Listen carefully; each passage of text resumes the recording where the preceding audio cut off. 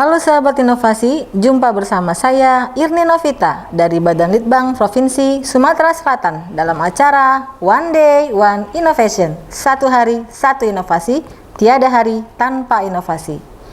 Pemirsa, saat ini inovasi menjadi sebuah keharusan. Dunia terus berubah, maka kita harus adaptif dan inovatif. Untuk menginspirasi, kami hadir dengan para inovator hebat dengan inovasi-inovasinya dalam acara One Day, One Innovation. Sobat inovasi, tumbuhan sejatinya dapat memberikan ketenangan dan keasrian dalam lingkungan. Orang bilang tumbuhan itu adalah paru-paru dunia. Bagaimana cara kita untuk melestarikan tumbuhan di dalam kehidupan kita sehari-hari?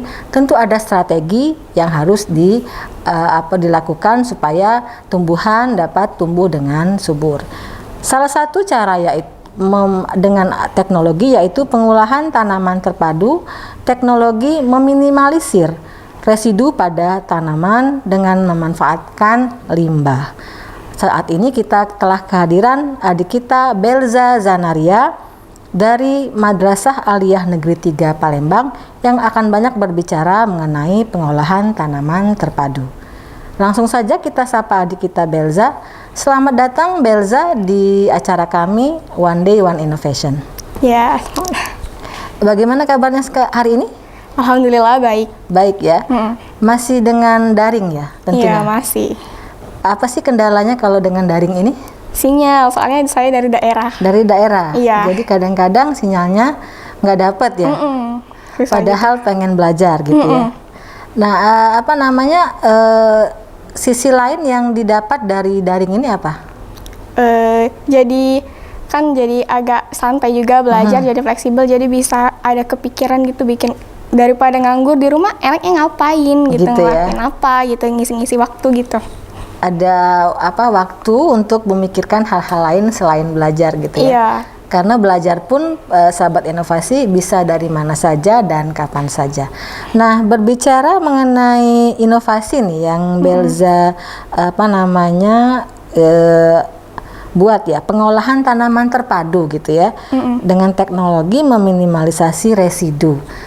Apa sih latar belakang atau ide yang muncul terpikirkan pertama kali ketika ingin membuat inovasi ini? Jadi kan seperti yang kita tahu kalau saat ini tuh teknologi pertanian udah berkembang pesat.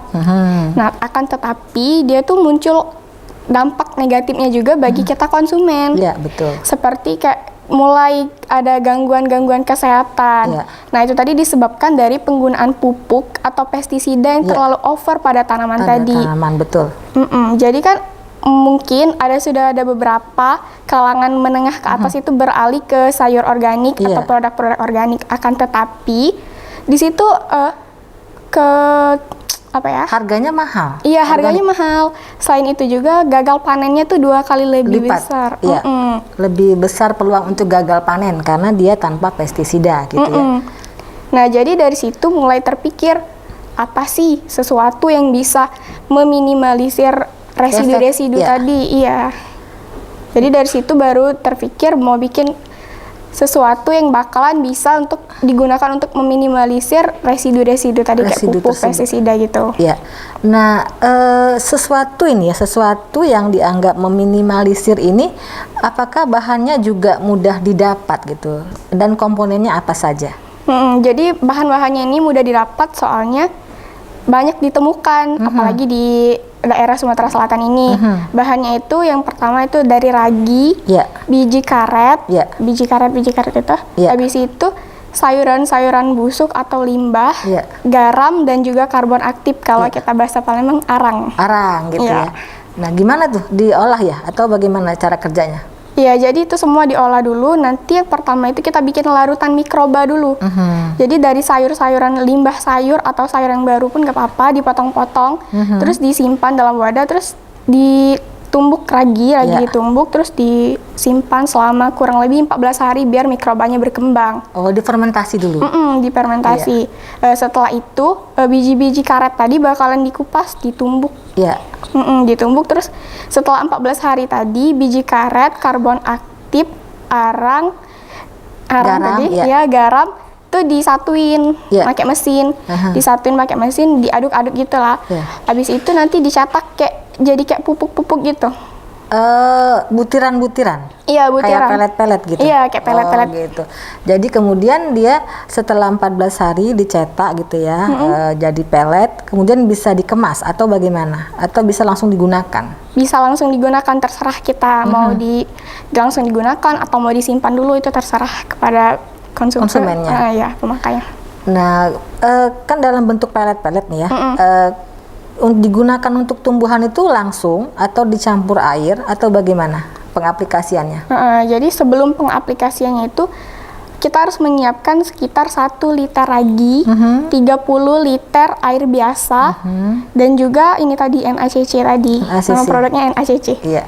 Ya, jadi itu digabungin, bisa diaduk, bisa juga air sama ragi tadi digabungin, tapi NaCC-nya dipisahin bisa. Nah, itu diaplikasikan 10 hari menjelang panen. Menjelang panen, jadi diaplikasikan langsung kayak kita mengaplikasikan pupuk pada tanaman. Untuk 500 gram NaCC, 1 liter ragi, dan 30 liter air itu untuk lahan 10 kali 10 meter. 10 kali 10, itu disemprot ya? Bisa dicangkol. Dicangkolin gitu ya? Ditanam gitu. Ditanam gitu. Nah, tadi bilangnya NaCC. NaCC itu singkatan apa sih, Dik? Natrium klorida dan karbon. Ya. Jadi pemirsa, dengan NaCC ini dan dengan larutan ragi beserta air gitu ya, diaplikasikan 10 hari ya? Iya, 10 hari 10 hari sebelum panen diharapkan dapat meminimalisir residu dari pupuk-pupuk yang berbahaya gitu ya? Iya. Nah, sudah diaplikasikan di mana saja ini NaCC? Ya, kemarin saya udah coba di pagar alam, di tempat kakek saya. Itu dicoba di tanaman cabai, di tanaman terong, kacang panjang, dan juga kubis. Ya, jadi langsung diaplikasikan. Jadi kita minta petani tadi nyobain ini, terus kita foto juga. Kita foto. Nah, hasilnya apakah ada perbedaan nih antara yang pakai NaCC dengan yang tidak pakai? Artinya bisa dalam bentuk warna ataupun dalam bentuk kecerahan gitu, atau dalam bentuk rasa gitu. Kemarin bilang ada testimoni gitu dari petaninya bilang kalau yang pakai NaCC ini rasa sayuran-sayurannya itu lebih kayak kemanis-manisan gitu. Jadi kayak lebih alami gitu, kayak sayur organik itu. Terus juga warnanya lebih cerah dibandingkan pakai pestisida ini tadi. Pakai pestisida. Sudah berapa banyak sih ini petani atau sudah berapa kelompok tani yang mengimplementasi atau mengaplikasikan NaCC ini? Ada 3. Ada 3 di pagar alam? 3 di pagar alam. Sudah dicoba lagi di tempat lain selain pagar alam? Belum di tempat saya tinggal di Indralaya. Indralaya juga? Iya, kemarin tanaman tomat yang kecil-kecil.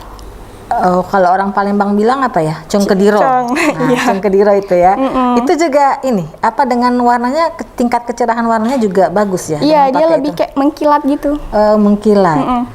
Dan juga rasa agak berbeda gitu ya dibandingkan dengan yang produk biasa. Nah, ini produknya NaCC ini sudah dijual bebas atau masih dalam dalam bentuk skala rumahan lah bilangnya gitu ya, atau bagaimana? Belum, ini baru dikenalkan ke beberapa petani dekat-dekat rumah. Petani. Dan dijual atau dikasih secara cuma-cuma? Dikasih juga, terus diajarin cara bikinnya gimana. Iya gitu. Mereka bisa buat sendiri ya, karena merupakan bahan-bahan yang mudah didapat. Jadi pemirsa, produk NaCC ini dapat dibuat sendiri oleh para petani ya, dalam hal ini yang dapat meminimalisir efek residu tadi. Sehat untuk kita dan juga sehat untuk lingkungan kita, karena kita ketahui bahwa pestisida sendiri juga pastinya akan berimpact kepada lingkungan gitu ya. Nah, dalam pelaksanaannya ada nggak sih kendala-kendala yang yang dirasakan ketika mengimplementasikan NaCC ini kepada kelompok petani? Enggak, mungkin kendalanya itu pas di pembuatannya tadi. Butuh waktu yang lama untuk fermentasi tadi, terus juga biji karetnya tuh harus dipecahin satu-satu biar dengan bisa yang keras itu ya. Harus dipecahin kemudian dihancurkan gitu. Itu yang merupakan rasa kendala agak lumayan itu ya. Nah, kemudian Setelah 14 hari diplementasi tadi, apakah ada pernah kegagalan? Maksudnya nggak jadi ini si NACC-nya? Iya, karena waktu itu pernah sempat kekurangan airnya, jadi mikrobanya nggak berkembang. Nggak berkembang. Iya, jadi pernah gagal. Pernah gagal juga. Iya. Cara mengetesnya dia itu ini mikrobanya tumbuh dengan dia produknya gagal tuh bagaimana? Ada perbedaannya? Kalau mikrobanya tumbuh itu kan biasanya ada busa-busa. Ada busa, betul. Ya, kalau yang gagal kemarin nggak ada. Nggak jadi ya. Karena kalau ragi itu dia kalau jadi seperti kita membuat roti ya, kalau dia jadi dia pasti kembang keluar busa gitu ya. Orang Palembang bilang. Tapi kalau dia nggak jadi ya itu tadi gagal gitu ya. Iya. Nah, dalam pelaksanaannya ini ya, Belza ini kerjanya sendiri atau bersama teman-teman dalam satu tim untuk melaksanakan inovasi ini?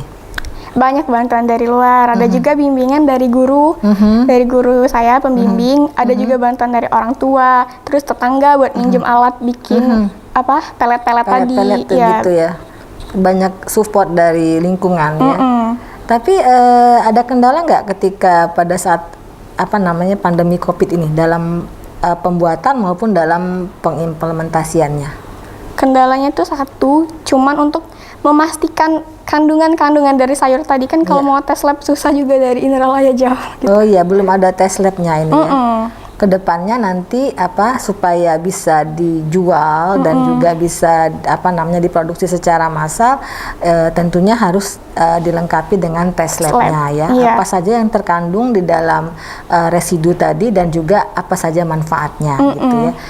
Ketika pembuatannya ini kan tentunya banyak uji coba kan, gagal dicoba gagal gitu ya. Apa sih yang dirasakan ketika mengembangkan inovasi ini? Mungkin geram juga soalnya kok bisa gagal sih, kan udah nunggu lama 14 hari kok bisa gagal, jadi agak down gitu ya. Kesal juga. Kesalahan gitu ada meminimalisir sehingga bisa bangkit lagi untuk mencoba gitu. Iya. Nah, kesan-kesannya ketika melaksanakan inovasi ini di masyarakat tentunya kan sudah diimplementasikan, ada nggak sih kesan yang mendalam yang didapat? Ada, tentu saja ada rasa kekeluargaan, soalnya kan kemarin petani-petani itu kan juga bukan gimana, kan saya tinggal di Indralaya terus tiba-tiba ke Pagar Alam. Sebelumnya nggak kenal jadi kenal, jadi nambah saudara, nambah keluarga, nambah kenalan gitu, jadi senang. Kenapa kemarin ke Pagar Alam ya? Kenapa nggak di daerah lain selain karena itu daerah kakeknya gitu? Soalnya karena di situ banyak yang nanam sayur dan juga kayak tanahnya tuh juga bagus buat nanam sayur, jadi mungkin di situ opsinya. Opsinya ke situ. Iya. Memang NACC ini untuk diupayakan untuk sayur saja, nggak ke buah atau yang lainnya gitu? Kalau untuk buah yang bisa mungkin, tapi belum tahu buat misalnya satu dosisnya itu gimana gitu, belum tahu. Mungkin bisa juga nanti dicoba. Oh, baik ya, untuk pengembangan lebih lanjut. Terakhir ini ya, pesan-pesannya kepada inovator, juga kepada teman-temannya dan kepada masyarakat Sumatera Selatan pada khususnya. Silakan. Iya, jadi jangan pernah ragu untuk nyoba apapun, apa aja sih. Kalau pengen nyiptain ini coba aja, nggak apa-apa, nggak usah takut. Terus juga buat teman-teman yang lain jangan malas, gara-gara COVID ini jangan malas. Dan juga terima kasih untuk pembimbing, untuk supportnya dari orang-orang luar juga, dan juga terima kasih kepada Gubernur Sumatera Selatan dengan adanya podcast ini bisa memotivasi saya untuk terus melakukan inovasi-inovasi yang baru. Itu saja. Baik, terima kasih kepada Belza Zanaria dengan inovasinya yaitu pengolahan tanaman terpadu dengan minimalisir residu.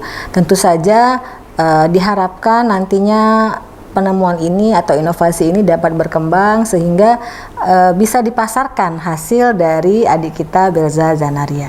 Jangan lupa kita juga punya jurus 4S. Setiap orang adalah inovator, setiap masalah peluang inovasi, setiap solusi harus sinergi, dan setiap inovasi harus konkret hasilnya. Salam inovasi.